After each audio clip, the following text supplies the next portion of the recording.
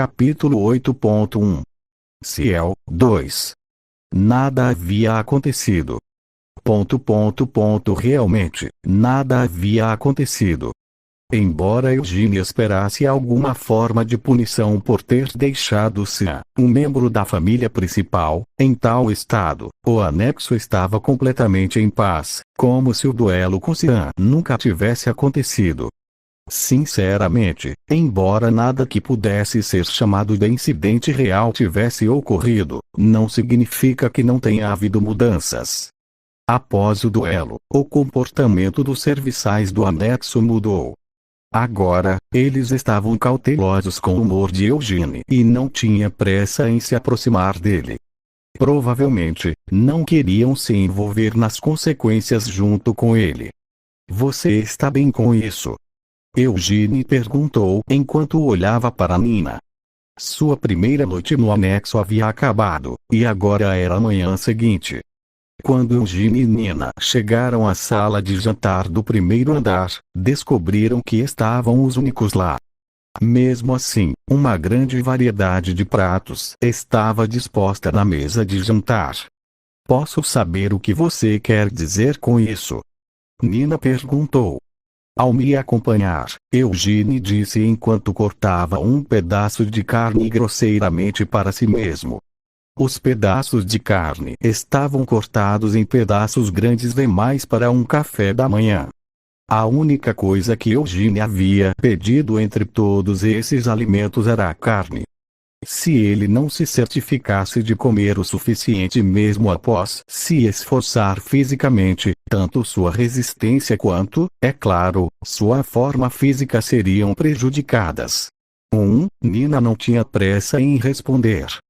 Enquanto hesitava, Eugênia enfiou a carne que acabara de cortar na boca com uma faca. Não é como se eu não estivesse ciente da situação, mas não posso fazer nada para ajudar. Portanto, enquanto o mestre Eugênia permanecer nesta propriedade, continuarei a servi-lo como seu assistente pessoal. Você não precisa demonstrar lealdade a uma pessoa que estará indo embora em no máximo um mês. Afinal, você terá que continuar trabalhando aqui quando eu partir, não é? Não é apenas uma questão de lealdade. O mordomo-chefe desta propriedade me designou para ser o assistente pessoal do mestre Eugênia, e quem ordenou isso provavelmente foi a segunda senhora. Nina sorriu amargamente e balançou a cabeça. Se eu negligenciasse minhas obrigações ao tentar evitar problemas, estaria indiretamente desobedecendo às ordens da segunda senhora. Por isso, ainda mais, devo agir de acordo com a situação e continuar servindo o mestre Eugênia.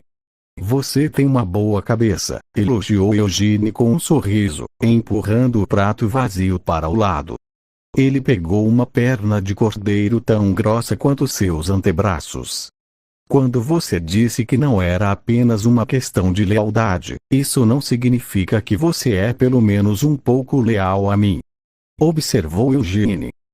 Mesmo que seja temporário, você ainda é meu mestre, disse Nina.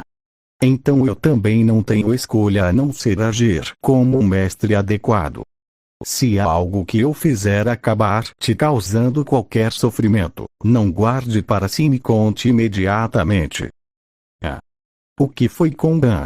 Você teve a infelicidade de se tornar minha serva pessoal, e eu também fui um pouco infeliz em ter uma empregada como você designada para mim.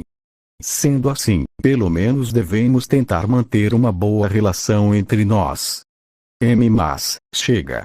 Você não deve questionar mais nenhuma das minhas ordens e apenas segui-las. Entendeu? Sim.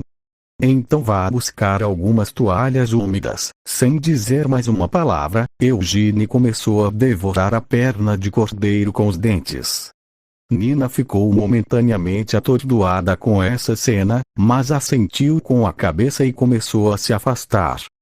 Acredito que apenas toalhas possam ser suficientes, então voltarei depois de preparar uma bacia completa, disse Nina observando atentamente. É exatamente isso que gosto de ver, alguém que pôde pensar por si próprio, disse Eugene com um sorriso, mesmo enquanto mastigava um bocado de carne. Ah, e já que você vai passar pela cozinha, transmita uma mensagem ao chefe.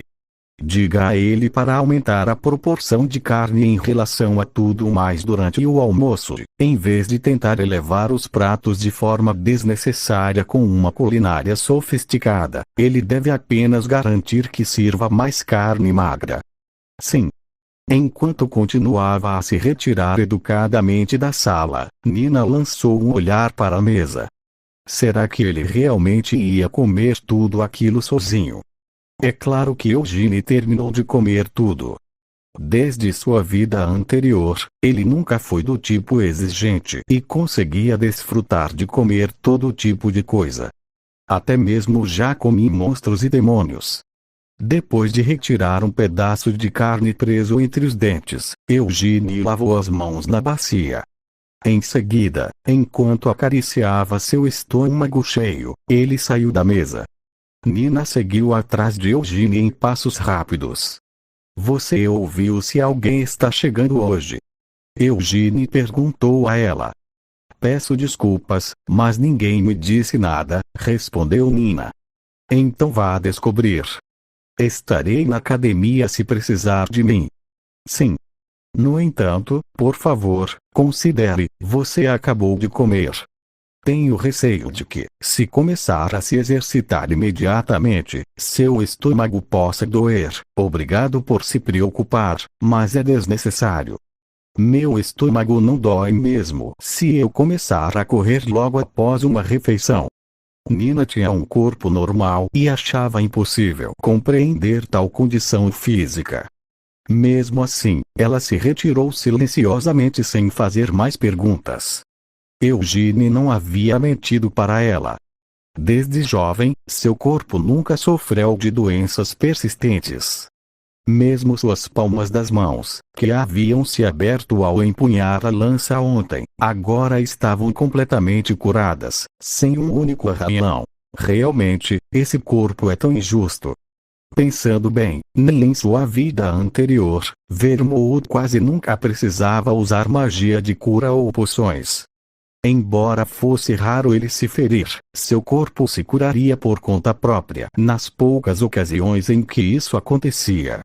Graças a isso, a magia de cura de Anise Siena era quase exclusivamente dedicada a curar Molon e Ramel.